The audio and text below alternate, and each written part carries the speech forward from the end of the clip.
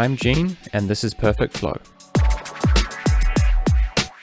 I'm a New Zealand-based athlete and coach focused on optimizing performance, health, and well-being. While I have a professional background in biomedical engineering, I've chosen to follow my more immediate passions for running, endurance, adventure, movement, nutrition, lifestyle, community, psychology, and personal growth. My goal in starting this podcast is to connect with bright minds to extract the information I need to live a life that makes sense and feels good, and share those conversations with others. Apart from your favorite podcast app, the best places to follow my work are perfectflow.nz, beveridge.nz, and Perfect Flow on Facebook.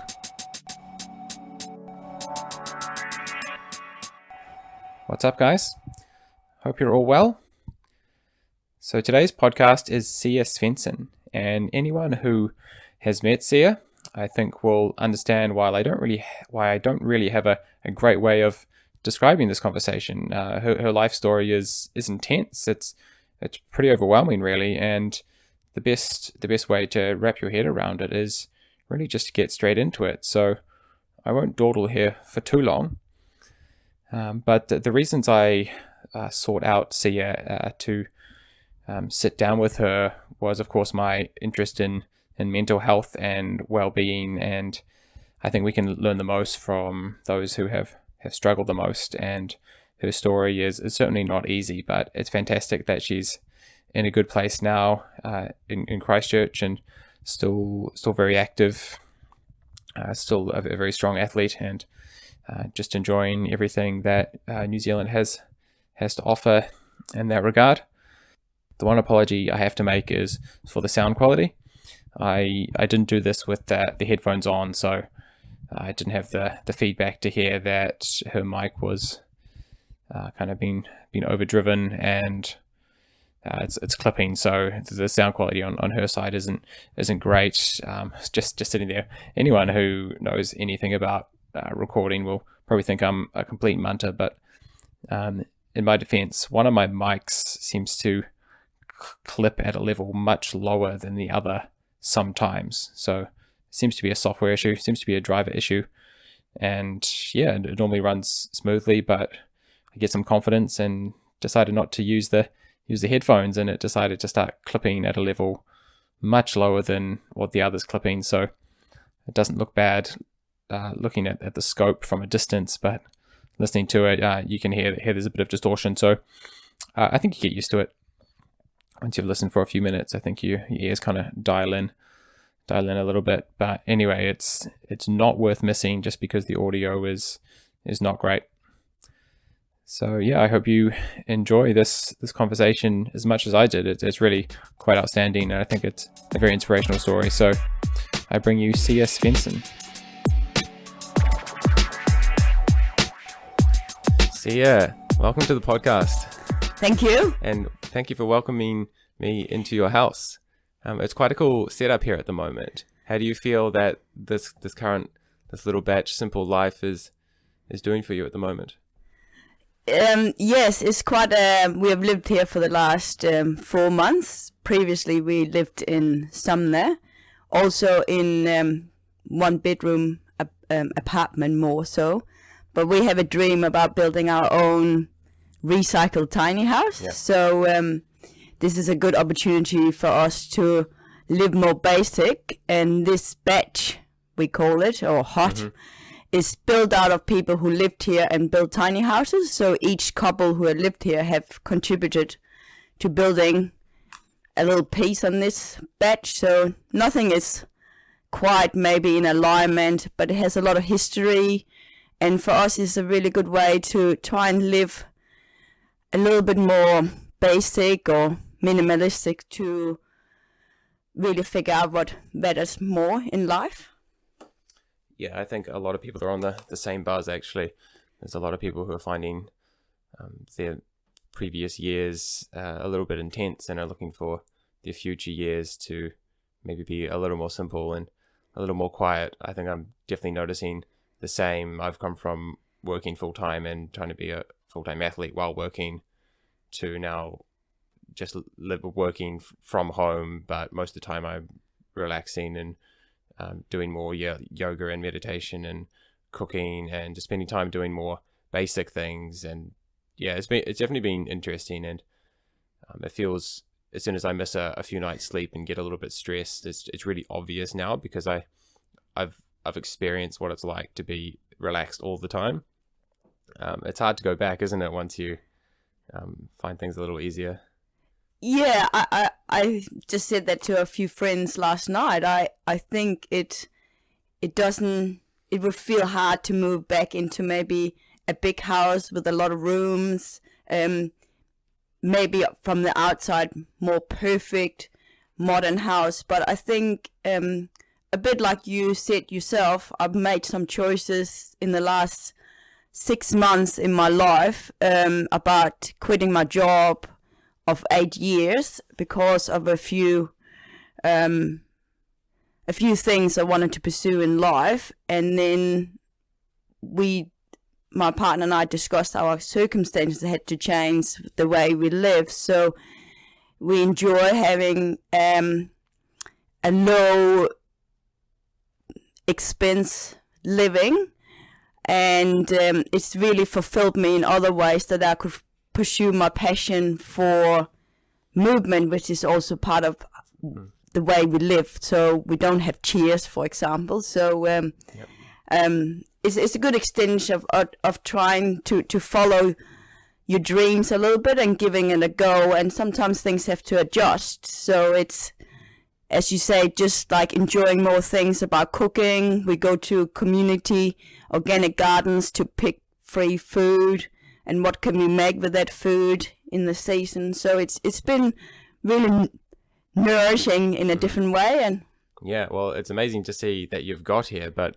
you didn't take a straight route to this place in your life. I'd be keen to go back a little bit, and I'm not sure how comfortable you are talking about everything from a younger age, but I'll let you decide what you want to talk about and what you don't. But I'd be personally really interested to hear about your childhood growing up on some little island somewhere between Denmark and Sweden. Is that right? Yes, it's a little island called Bornholm. So it's in the Baltic Sea. So it's actually closer to Sweden. I'm not quite entirely sure why it belongs to Denmark. I think it should probably more belong to Sweden. Because of some war ages ago, probably. Yeah, always some war history. But it's a very famous for a lot of cool things going on. So I was born there and lived there till I was 17 years old. So my parents split at an early age when I was 4 and my brother was not even 1.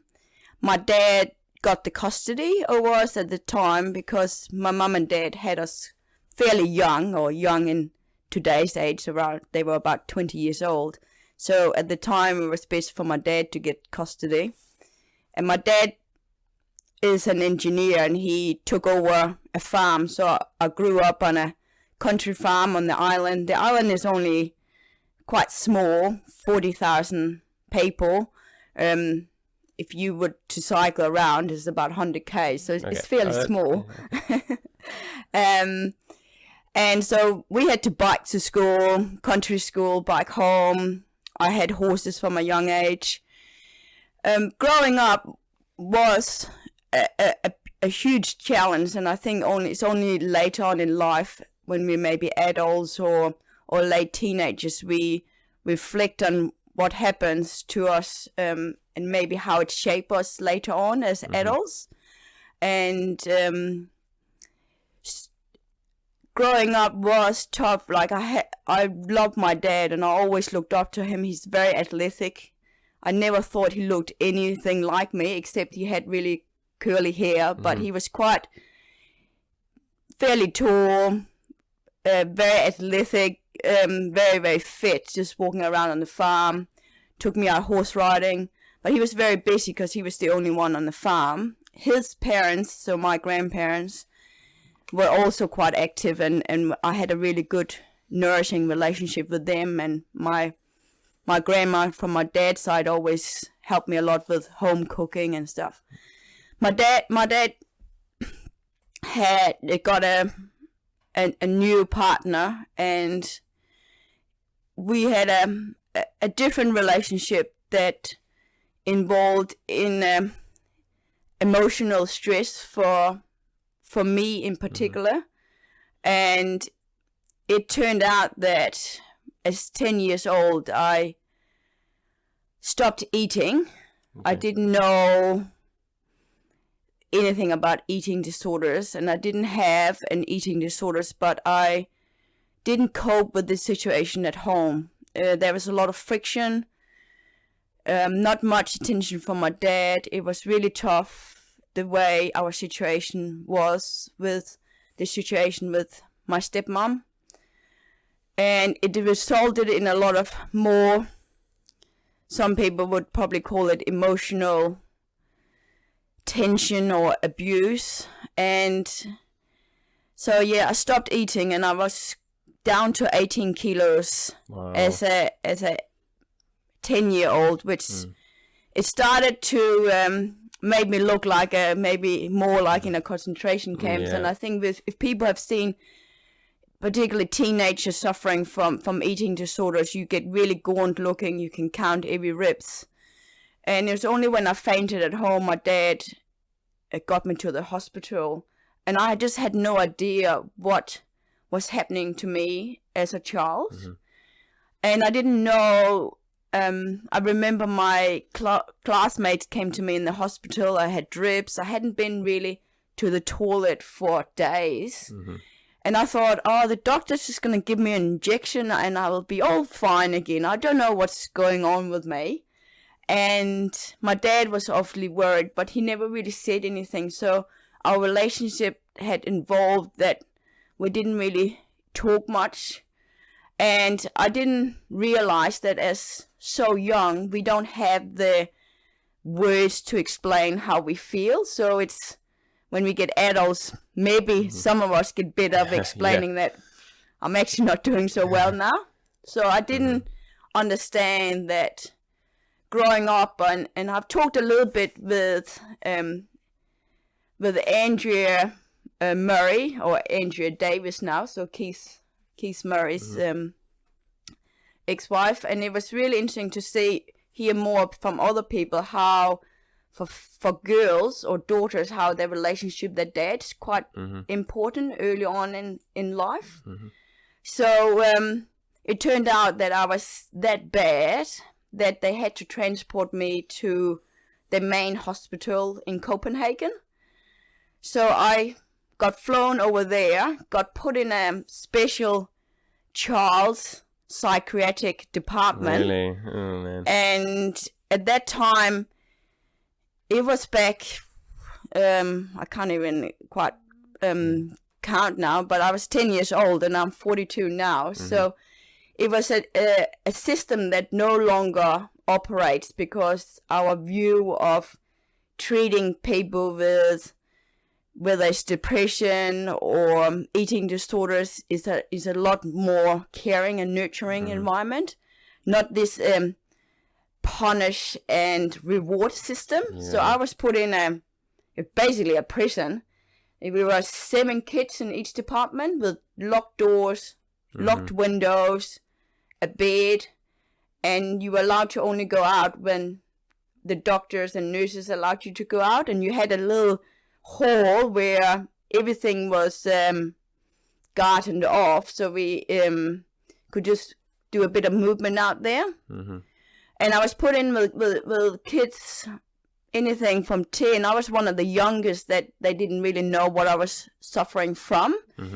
They diagnosed me with anorexia, but they soon found out it came more from lack of love from my family.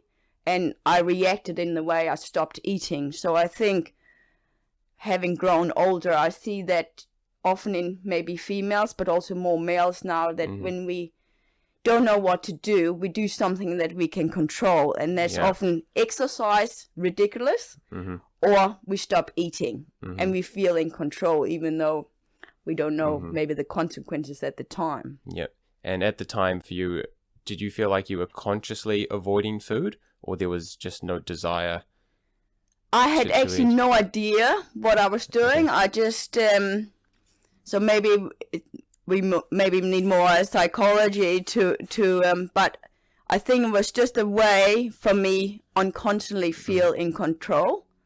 And I remember my dad was obviously getting worried, trying to stuff food down my throat and getting really angry. There was a lot of aggressive outbursts as opposed to supporting you. It was more like trying to push you into the right direction. Yeah. And how did you move on from that period of your life? So I turned out I was in the hospital for 1 year. So it was hugely expensive. I wouldn't even have thought about the cost to be in a department like that. And I was with kids that were suffering bipolar. So, all of a sudden things could be flying through the hallway or the rooms.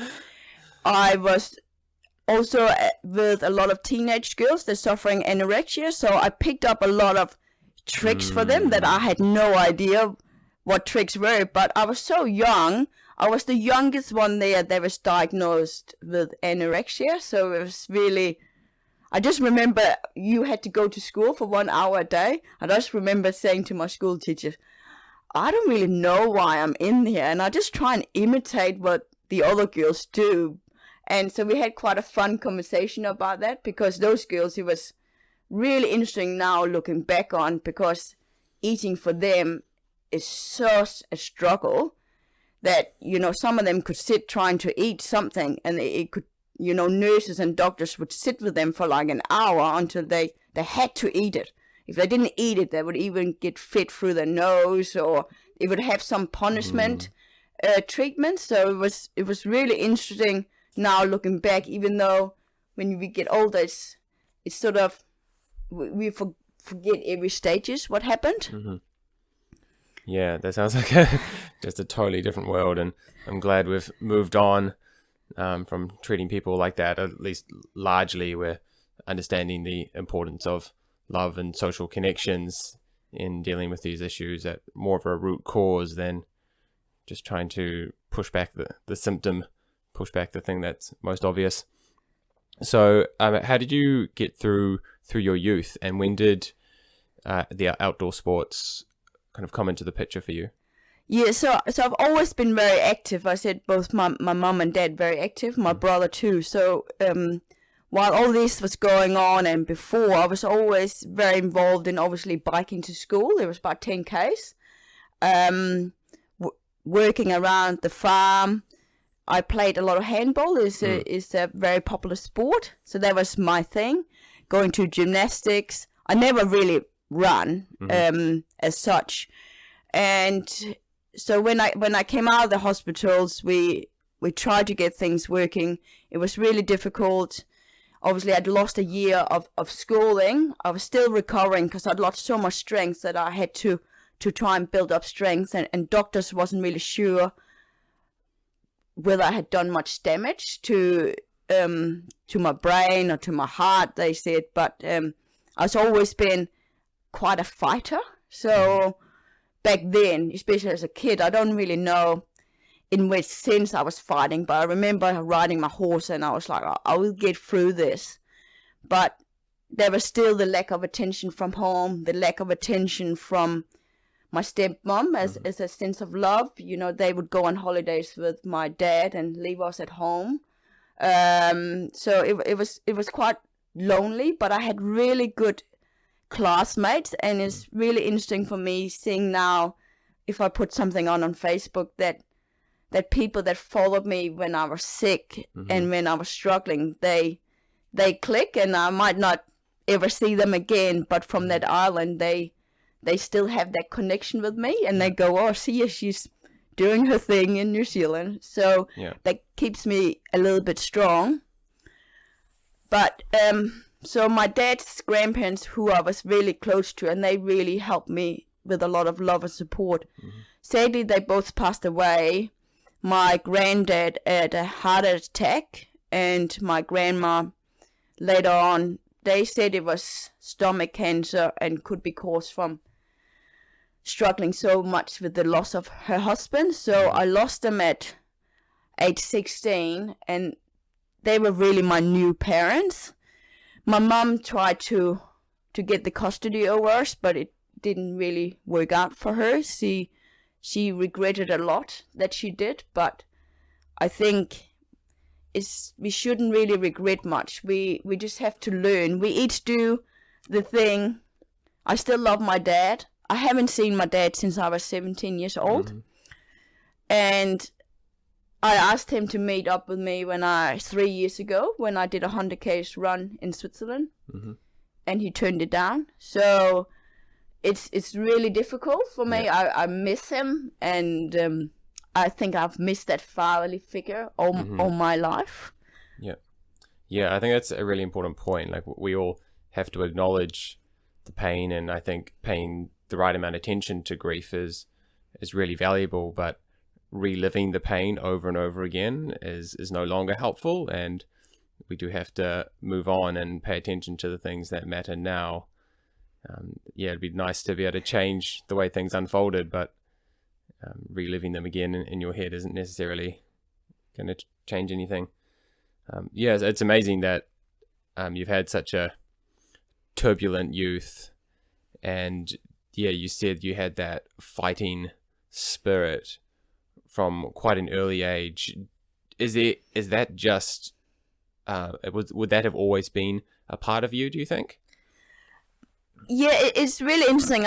I sometimes when I maybe have a little bit of a bad day or down day here, and especially after suffering trauma depression here in New Zealand some years ago, I often think when I was young, what got me through? Why do I still have that fighting instinct to life and to hope? And I was always amazed when I try and look back and trying to remember everything. It's sometimes I always feel, how come could I forget some of the things? But I did a lot of things when I was young. So before my grandma died, I had decided to move away from home because I had realized that the environment was so toxic for me and I couldn't cope. And I got through school. My dad was really clever, but my mom and dad, so I survived that schooling well, even having lost a year. My classmates were amazing, and I decided to do a year of high school in the States. And I got a lovely family, and I got to run for the cross country team, and I had never really, as I said, run before. And I was the slowest runner to start with, and I ended up as the second fastest runner. And I've never run so much in my life, like 6 times a week. It was super structured, and interestingly enough, I had to eat so much food, and I couldn't believe, and I actually lost a lot of weight. And they said, it's not very many exchange students we see losing weight in the States. And I remember, as I said, I didn't really felt I never had an eating disorder. It was more lack of the intention and love, and which physical consequences they can have. So as I said, I see a lot of both men or girls or boys now either do a lot of exercise, so they maybe choose whether it's multisport or triathlon, or ultra running as a excuse, maybe say having that as a goal to train a lot, but it could be underlying issues as well. But I just remember having to eat so much, and I just remember everybody at my school was like, oh my god, we don't have many people eating so much, but there was like half a liter ice cream a night. And but yeah, they were really amazing, and they were amazing friends I connected with over there, that I later on went to the States and attended some of their weddings.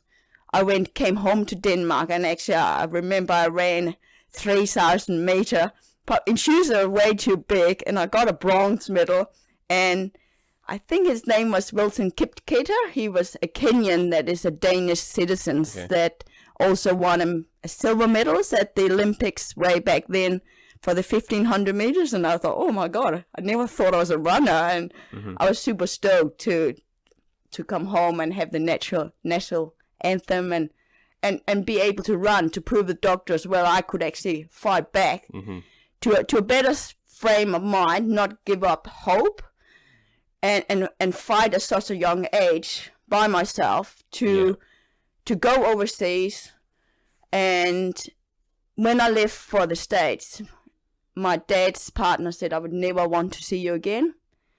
And I remember the words, but since that day I left that island, I was never to see my dad again. Yeah, it felt like you really took the reins there. You took control of your life from that point onwards, and it's a pretty incredible decision to make. I feel like that could have been the make or break of you at that point, whether you conceded defeat or whether you took control of your own future.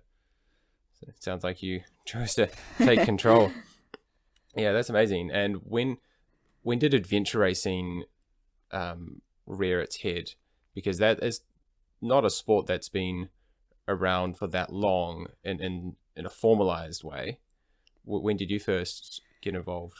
What dragged you in? So I can't quite remember. My mum can remember, because when I came back from the States, I chose to live with my mum, and we developed quite a good relationship. My mum was really more from a free-spirited person, so we maybe not the close mum and daughter relationship that maybe we had both hoped for, but a mutual respect, and my mum has always been amazing in respecting me in doing whatever I wanted to do, and always back me up. Mm-hmm. Okay, that's what you want to do, sweet. And my mum ended up suffering from a depression as well for a year, and I managed to be there to support her. So I think my mom has been able to draw some inspiration both way from us both being a bit of fighters and strong, and always have a hope that when we have it down, we will get back somehow, even though that maybe later on in life in New Zealand as adults I struggle maybe finding that fighting spirit, or I got a bit more scared of having that fighting spirit. But when I came back to my mum, I think that the running confidence, I said to my mum, I'm going to do marathon. And they were like, well, you're only 18. I was like, I don't care. I just do marathons. And I just did maybe this athlete training. I just went out running like crazy. And I said, I'm going to do a marathon in each city or each country. I just got these crazy ideas. Mm-hmm. And then for some reason I started mountain biking. I never did mountain bike, but I just do these 103 kilometers. And I never cared how long it took me. I was out there battling. And then I decided I'm going to do an Ironman, because I was always a little bit scared of water, because my brother he got fear in the water, and I felt he tried to drown me. So I always have a bit of fear of water. So I did a diving course just in the swimming pool. And then I thought I'm going to do an Ironman. And because of my past with being much smaller and quite tiny, my mum is super tiny. Both my mum and dad quite fairly small people, or more skinnier people. I remember training for the Ironman, coming from a running background and training on the bike, and I just had these goals. I'm gonna bike 100 k's today, and it didn't matter whether I could only bike 20 k an hour or 25 k an hour. I was just out there till I had completed it. So I had that enormous strength that I think my mum really admired and could help her through the depression. And then I did all these other random things, whether it was doing a history course in Copenhagen. I just did all these crazy things, a dance course, I did a boxing course and gymnastic course. I always challenged myself that every time I got slightly better at something, I would choose a new discipline. I just always remained the running. Yeah. And where was the drive coming from? It sounds like it's all just your own desire to do that. There was never someone you were trying to impress. There wasn't a coach who was putting pressure on you to do these things. There wasn't, you weren't trying to live up to your parents' sporting abilities because that wasn't proven. So yeah, it's just really coming from within, and I think that's quite sustainable. Because yeah, as you mentioned before, when you see someone who's out there doing crazy amounts of training, you do stop and wonder, are they just trying to take control of something? But it sounds like at least in your case, there could be the control from within, but that's sustainable, as opposed to it coming from somebody else, the pressure that somebody else is putting on you, which is, you see it quite a lot, I think, with some of the high performance stuff, certain schools as well that are really push high performance, and the pressure that these kids are under to perform and always be the best, for everyone else and not for themselves. It's tough, but it sounds like you're really doing it for yourself. Yeah, I mean, I think you made a excellent point there. I think I try to remind myself of that even now, even though I think when we get adults, sometimes I don't know whether we think we have to know everything or know our own actions and the reasons, but I do see maybe a lot we feel we have to live up to certain expectation, whether that is to win certain races, to be someone, or to be more popular, or I think we see it with social medias. Do we strive to have certain likes or to put up certain pictures? And I think, as some people might remember me, I did a few articles when I really went downhill later on in life because of a few things that happened, and it was extremely vulnerable, extremely scary and frightening, coming from such a fighting spirit as a child, because you can go either way. I think we often see, I know Michael Jordan or Oprah Winfrey, they come from extremely tough childhoods, but have these incredible stories about how they rise to fame, but still probably having a good heart. And I think I chose a lot of things when I was young. Like I also just said to my mom, I'm going traveling now for a year.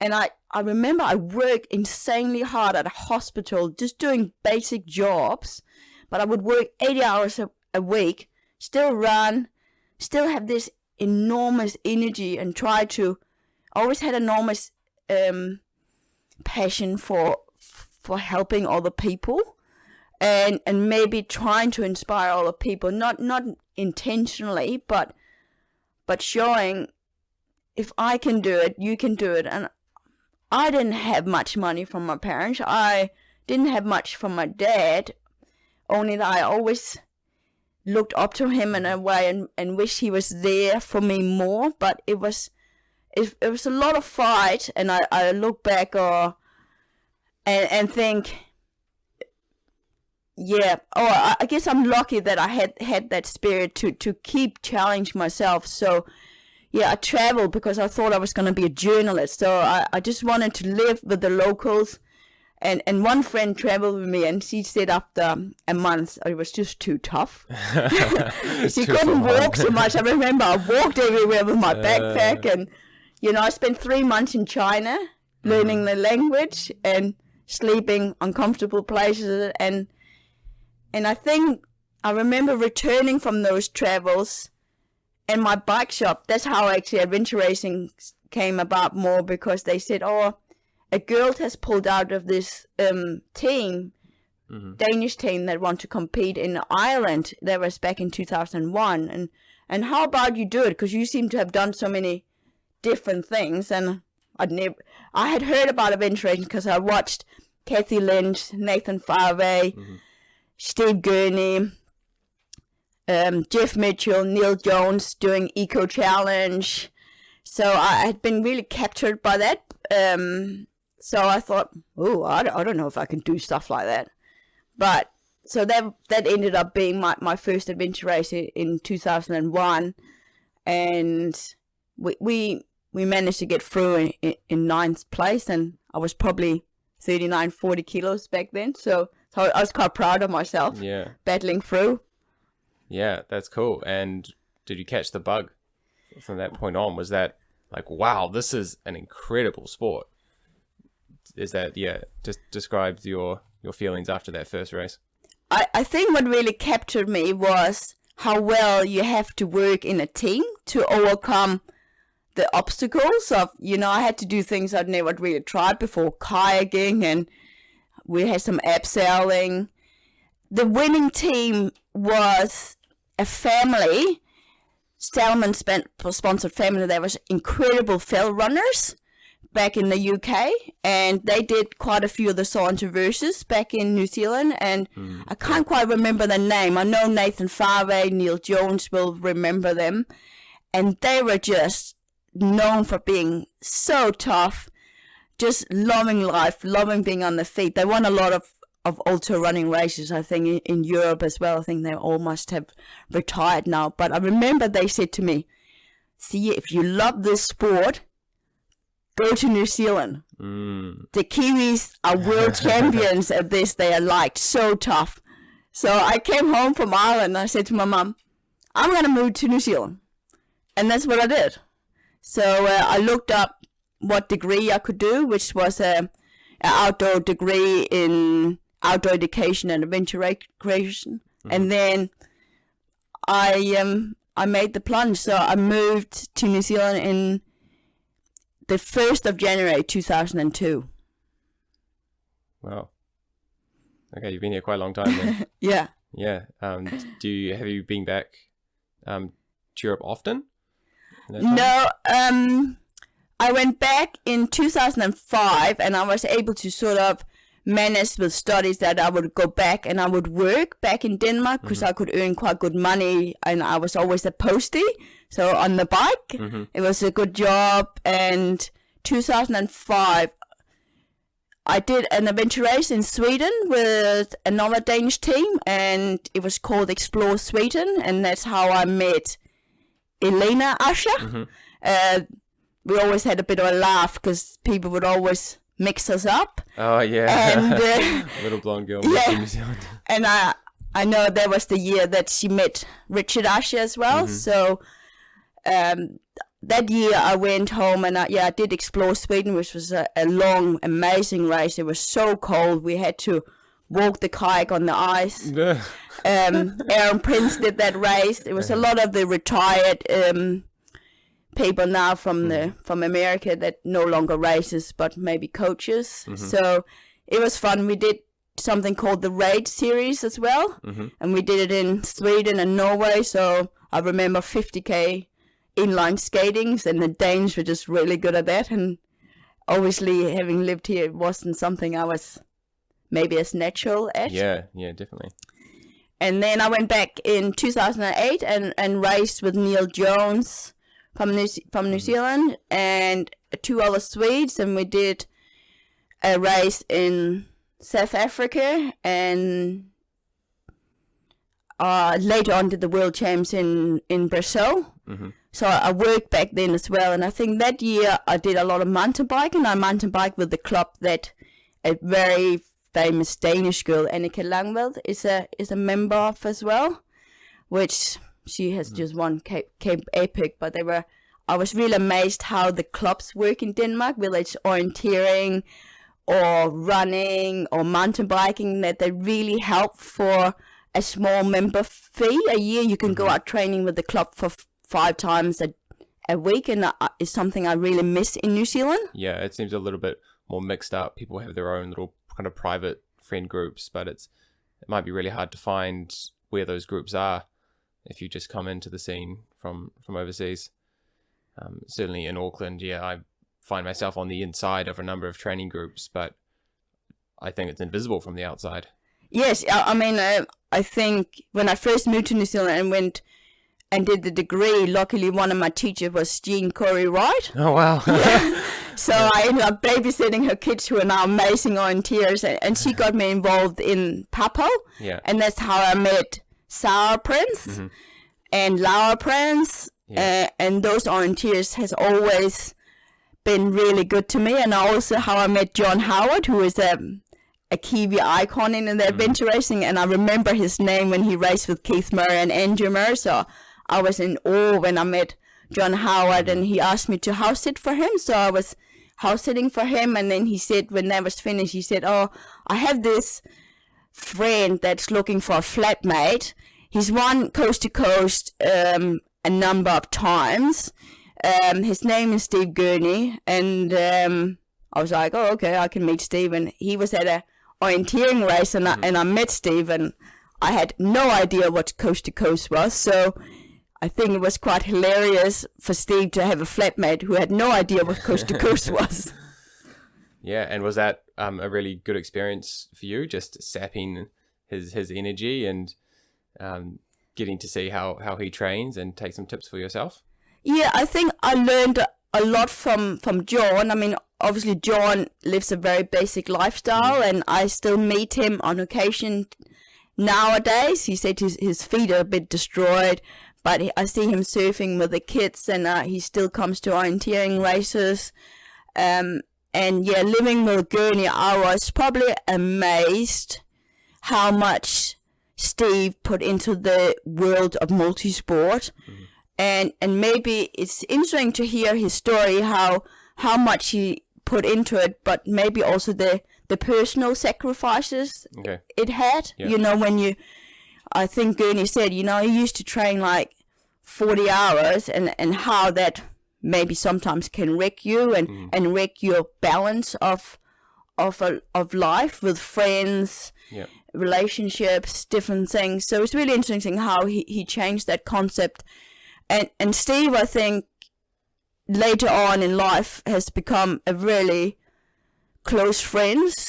In a sense, he helped me later on when I had a depression. And Steve did some things that I haven't seen many people do as a friend. When I had a big anxiety attack, and the things he did to help me through that. When his girlfriend was racing too, he didn't just follow her. He said, "You keep racing. I'm going to stay with Sia until she gets back on the bike." Wow. So I have huge respect for Steve being able to do that and help me through a difficult time as a friend. Yes. Yeah, that's pretty amazing. And as you said, someone who's made so many sacrifices before, and you might imagine that somebody like that will just stay on the train, stay on their own focused path. But that's pretty great to see someone make a personal sacrifice to help somebody else. What else got you more into adventure racing? So you obviously got good, and you referred to getting invited to some of these teams. What was the path you took to get from that first experience where you're fit and you've done well, but to be continually wanted by some of these top teams? What did your training look like? I think I should probably mention the first few times I remember doing a 24-hour race here, and my teammates pulled out halfway through, which are really good friends as well. They and I remember I just had that fighting instinct. I remember I had as a teenagers and younger. Like I was like, I'm not gonna quit. And they said, "Oh, you joined the last team." So I joined the last team, and I remember I went through all them hallucinations, even though it's just a 24-hour team. It probably took us nearly a day and a half, and we just made the cutoff time. So I think the marshals were picking up the toilets from some of the transitions as we were coming in.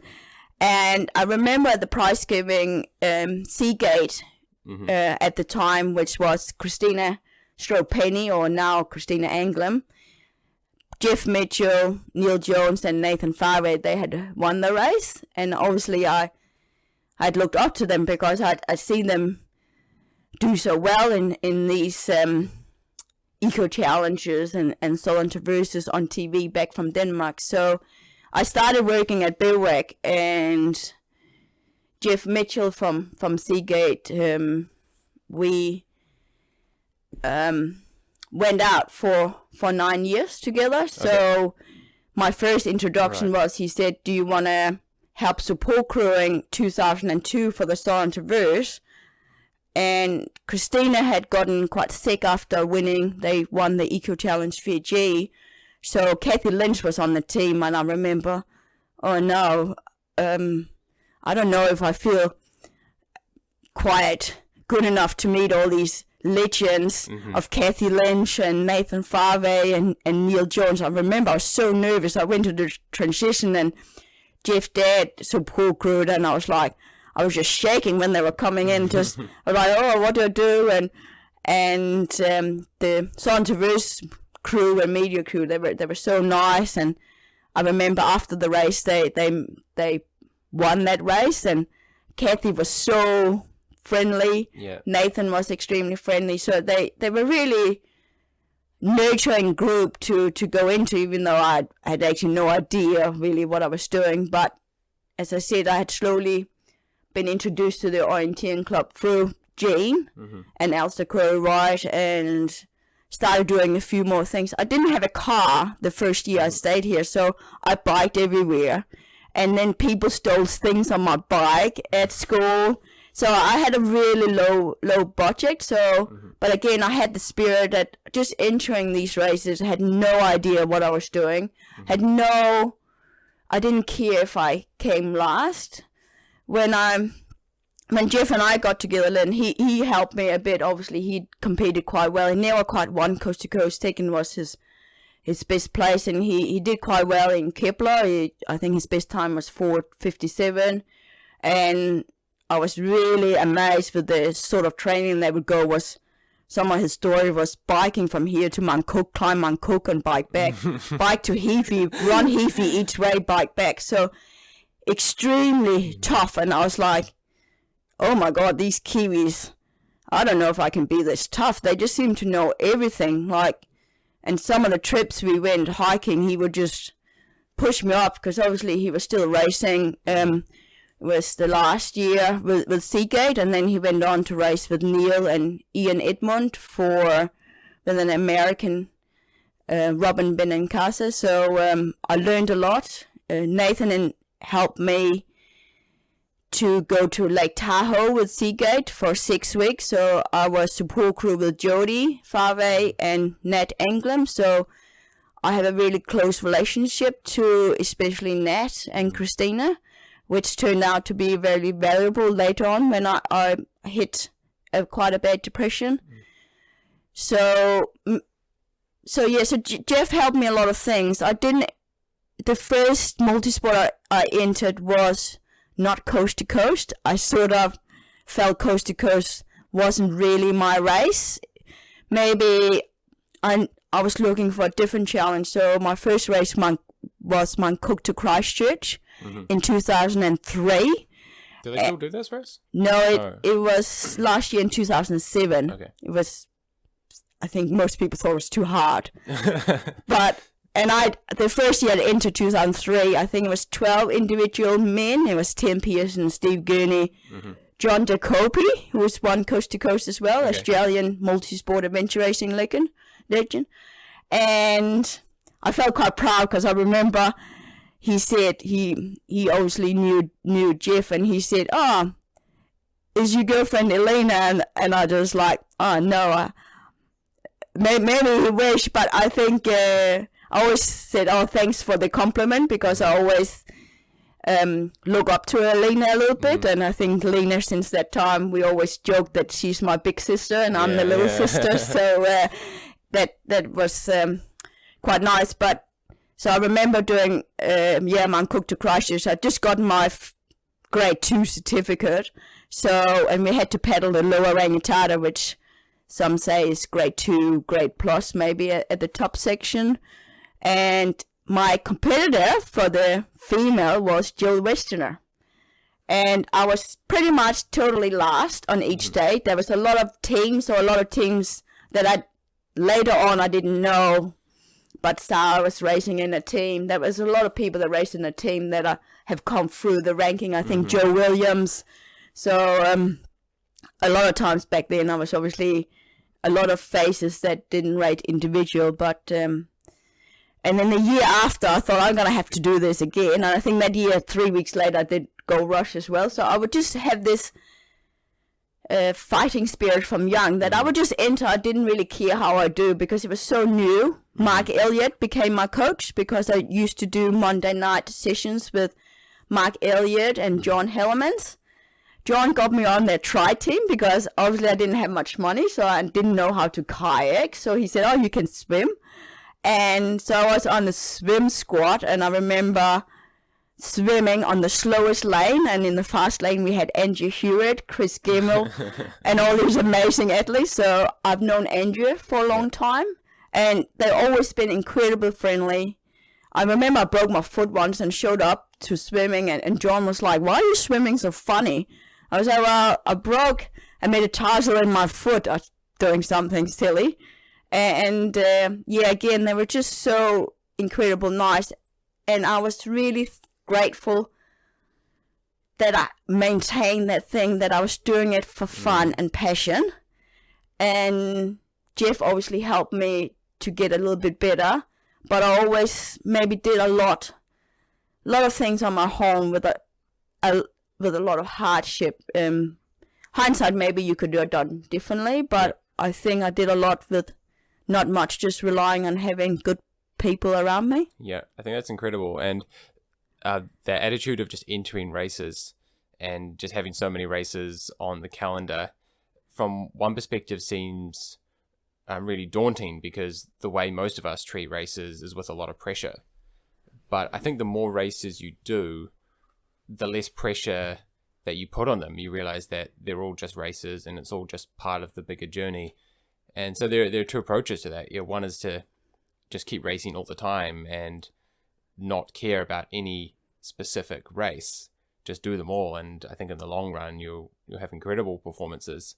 Or to kind of do no races, which is almost what I prefer at the moment, because I do get trapped into that mindset of taking some races quite seriously, and then you spend the whole week beforehand nervous about it, and then you can barely eat breakfast because you're so nervous. And then if you have a really bad performance, it's a bit of a disaster because you became very emotionally attached to that race and to the potential of a good performance. So yeah, I really enjoy the consistency of just training, and if there is a race, just treating it like part of the bigger picture of training. It definitely works better now, and it sounds like that came quite naturally to you. There weren't any big experiences of massive disappointment in races. It's just all a mission and all part of the bigger picture. Is that how you describe it? Yeah, especially for the first few years, I will say, obviously, I was probably, I would say, amazed or hats off to a lot of Kiwis who put so much effort into the multisport, especially a race like Coast to Coast, how much sacrifice in training they do. And I think back then, maybe I could have done better. I always worked really hard with school, so I've never maybe had the opportunity to train full time for something, to see what potential I could have. And maybe some of the other obstacles I had later on when Jeff and I separated. Obviously, I came in a really bad state, and the help of a lot of multisporter. I know some people can remember 2012 longest day when I had such a massive anxiety attack. I remember in the race, and I remember Saki Mayer. I remember a few multisporters. They said, "We will help you through this year. We can piggyback you." And I remember getting the phone call from Christina Englund the following day, and I just remember she said, "Sia, I know what you're going through. I've been through the exact same thing. I think I know what help you need, and I think I can see how tough life has been for you the last year, and you have to ask for help." And I think that was, I remember saying to Nat, "I'm not sick," and Nat said to me, "Sia, you're not well, but we can fix this, and we want to help you for our own kindness. And I think that was amazing, and I want to include a few more people with this JKK or Jan Kees Koepenstein. He's helped me tremendous, not only trying to help me become a better paddler, but he was with me paddling down the gorge. And I remember Nathan and Sophie was with us one time as well, and I always looked up to incredible talent of Sophie, and how strong she is with her attitude, and she just excelled at everything she put her mind to. But I think I had a bit of a tough time, and Jan Kees just know how to manage that, and he said, Sophie, you two just paddle ahead, I'll just stay with Sia. She just needs people around her, because Ned said to me, don't ever stop racing Sia. But if people say to you, why didn't you do so well? Just don't believe those people, or explain to them, say, I'm suffering from depression. Sometimes my mind tells me something different, and I have to sit down or slow down or take a breather, and I come back. And who passes me, or if I'm passing something, it doesn't matter at all. I'm just here because I want to be part of the racing. I want to be part of the community. And I'm not going to give in to depression that is going to stop me from doing or being involved in something I enjoy. So I did a few things for years that maybe people look back, oh my God, Sia must have been so terrible. But the struggle, and as I said, Gurney will remember a few of the struggles from the race, the Motatapo, Avalanche Peak, but I really have a lot of admiration for those people that understood, and some inspiring role models we have in our sport. And yeah, coming back to the Mount Cook to Christ race, I always saw it as a journey, maybe for my multisport, because I did it every year and I raced some amazing athletes. Then 2003 I raced Christina, and I got a little bit better, but they changed the course to much longer. And I remember my support crew at the stage was Rachel Smith, another really amazing orienteer. And I remember saying to Mike Elliott, I just had so much cramp. It was just, building upon doing your first multi-sport race, which ended up being 31 hours. And I'd never done anything like that. So it was quite a hard battle. And I remember, Christina, that in a year I got a little bit better. I'd been a little bit more confident in the kayak. But Christina waited for me each day. She stayed up probably waiting 2-3 hours for me to finish. She didn't just go to bed recovering herself for the next day, because she was racing for money, and they had a 10% rule. So it meant that I came second that year but didn't get any money. And Christina was a little bit against that, because she knew at that time I didn't have much money. I had to pay $17,000 a year to be an exchange student at Polytech for the degree. I think, obviously I had met Jeff, so we did share a car, but I didn't have my driver license, so I had to. So she actually picked me up after I finished the race in 2003. I think I was hobbling to the finish line because, I don't know, it was just such a long race. I think Richard Asher, I think Marcel Hackner remember that year, because they put an abseil in, which is extreme. But Christina picked me up after the race. She got me some arnica. She said, I take this. She put me in an Epsom salt bath. So I really have a lot of admiration just for that kindness and sharing your experience. And then the last time I did Mount Cook to Christ was 2007, and Elena raced, and we ended up being separated by 5 minutes. And I always remember that's one of my highlights of racing, because you could just see the journey, how long it takes to get good at something, and persevering with not much money, not the highest quality the bike. I remember I think I had borrowed some wheels, and Elena said, I have Richard Usher's fancy tip wheels. And I remember passing her on the road bike on day 2, and I was like, oh my God, I'm passing Elena. Maybe I'm dreaming. And Elena was just so encouraging. It was quite amazing. And I remember shaking getting into the transition. I was like, oh, what do I do now? And Richard and Jeff were like, get your back on, helping both of us. And I really have a lot of admiration for Elena. And on day 3, I remember on the mountain bike, she kept looking back, and she was like, she stopped at the end of the mountain bike. She said, I can't shake you. I have to, give you a thumbs up for persevering. And we ended up finishing the last day together. Yeah. And so I have a lot of, admiration for Elena as well. And as a friend. Mm-hmm. Yeah. Yeah, that's really cool. And you do make really strong connections when someone else can see inside the struggles. But you also mentioned those who sometimes can't see what's going on the inside of the circle. And perhaps they do pass judgment a little bit because all they've seen is the results. Would you even question that definition of success if people are looking at the results to determine whether you have had a successful time or not? I think generally I've learned we have to be really careful about making statements, because they can come across maybe as judging, why didn't they do so well? And I think maybe we forget to maybe often ask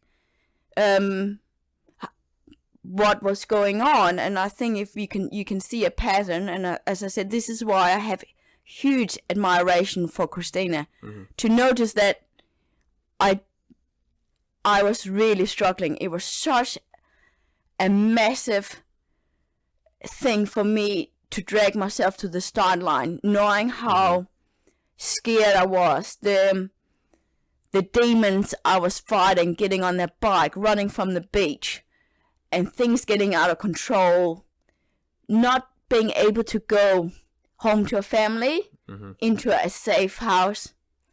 Sarah Prince, who will be my best friend in New Zealand, I always trust her.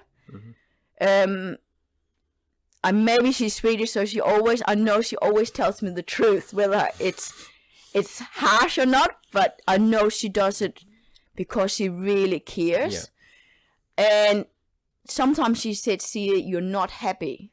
I can tell, we need to fix it. And sometimes I think I maybe have adapted a little bit of an attitude that I've seen a little bit in New Zealand, and maybe it's one of the things that I know Kiwis are so tough. I've seen them, as we talked about athletes, they're incredible tough. Maybe I've also raised the godson also with the rugby people, but I think we have to learn that being tough is also being vulnerable. Yeah. And being weak doesn't matter that we can't succeed. And I think it's really important, because I see a lot of people, particularly multisporters, you see it after Coast to Coast, particularly because it's a race that people see a lot of infants on, or maybe Godzone, that when you don't do well, we feel we have to almost make excuses why people didn't do well. We have to rectify, we have to write a big story why our race didn't go well, because maybe friends won't like us, maybe the media won't like us, maybe Facebook won't like us, maybe our friends won't like us. But I think we forget that people will like us if they like us for who we are. And I'm not sure whether it's the more modern society, or it's really just comes from the pressure we put ourselves that, well, why do we have to win this race, really? Like, who has to win this race? And I think I've learned for a few people that I think has the healthiest attitude towards winning, and one of them will be Chris Vaughan. Absolutely. I think he's just, I don't know, that I think he deserves an award. I'm not sure whether it's a kindness award, or I just think he just has so many qualities I think so many people could learn from. He never I've never seen him really write a report about anything. No. And he does it all so simply. It's all very intuitive to him. That's just the way he rolls. And to all those who are overthinking things, to come across Chris Vaughan and just to realize that how simple his kind of mind operates around these things and how much of a good time he's having, it just throws the ideas that some people have about taking every detail with a fine-tooth comb in some of these races, and kind of throws that idea out because he's just so relaxed and so focused on, I think, the process of racing and tackling all the problems as they come. Yes. It's definitely, he's definitely shaped my views a little bit, because we've been racing and orienteering head to head for quite a while, and when he has a good race, he's happy. When I have a good race, I'm happy. And when he has a bad race, he's still happy. Yes, exactly. And yeah. when I used to have a bad race, I would be emotionally broken. Yeah. And that contrast there was something obvious, and I'm busy paying attention to all the details of what went wrong and yes, how can we prevent this, and eventually I realized, well, I'm not actually getting any better. No. Despite the fact I'm trying to get better, and I'm still having a bad time on bad races, and maybe I should just be more like Chris and just take them all as either a good win or a funny mistake. Yeah, I think you're right. I mean, I think I just embrace life and being in the present, and I think I think you could draw a similarity to him, and I think even Kelly and Jonette, I think they both come from just how they view life. Oh, this sounds like a cool challenge. Okay, off we go. And obviously together with Emily, I think they are extremely inspiring. Yeah, as you say, just how they still live simply. And I had the privilege of racing the first Scots home with Stuart Lynch and Ian Inburn as well. And they are two athletes that are just really simple too, who I never see make any big hoo-ha if they've done well. Being multiple world champion, championing in so many multi-sport races, but they're like, oh, well, that was great. It was awesome teamwork, and then just carry on, and their love for their friends and surroundings, and what I've learned from them and their opportunity having raced with them has been really nourishing and caring, really caring people, I think. Yeah. No, really.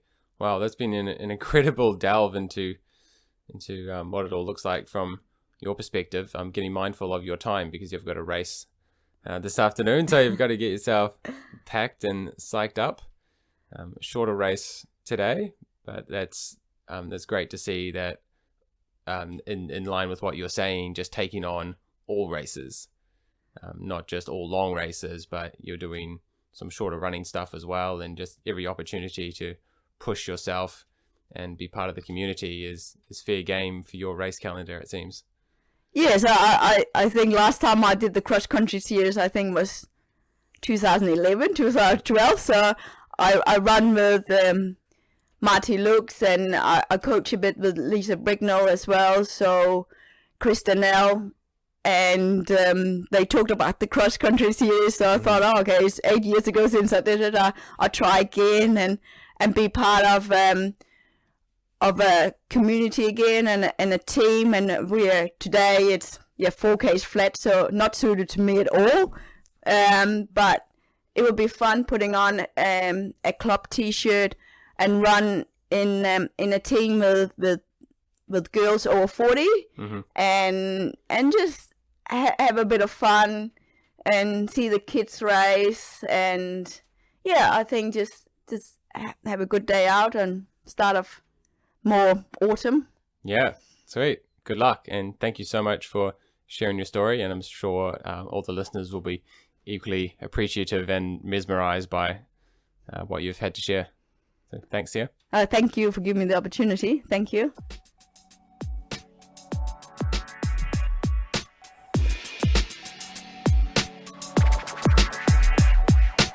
If you're enjoying the Perfect Flow podcast, and want more value from it in the future, there are some ways you can support it. The first is to rate or leave a positive review on iTunes, Spotify, Google Podcasts, Stitcher, or other platforms where it's available. The second is to share this podcast or specific episodes on social media or with friends. The third is to get involved more directly through the Perfect Flow page on Facebook, where I'm trying to construct a more interactive community. I want Perfect Flow to belong to the listeners, and if you tell me what topics you're most interested in, or even suggest specific guests, I'll do my best to make it happen. This is your opportunity to be part of something that answers your questions and adds value to your life. Another good reason to follow Perfect Flow on Facebook is that I post links to episodes, blog posts, and anything I find useful to this page. It's a great way to follow my training, racing, and learning. Another great way to stay engaged is to subscribe to beveridge.nz. This way you will get podcasts and blogs emailed to you, avoiding the clutter of Facebook. I don't know where this project will take us, but the reception so far has been positive. Who knows where we might be in a few years.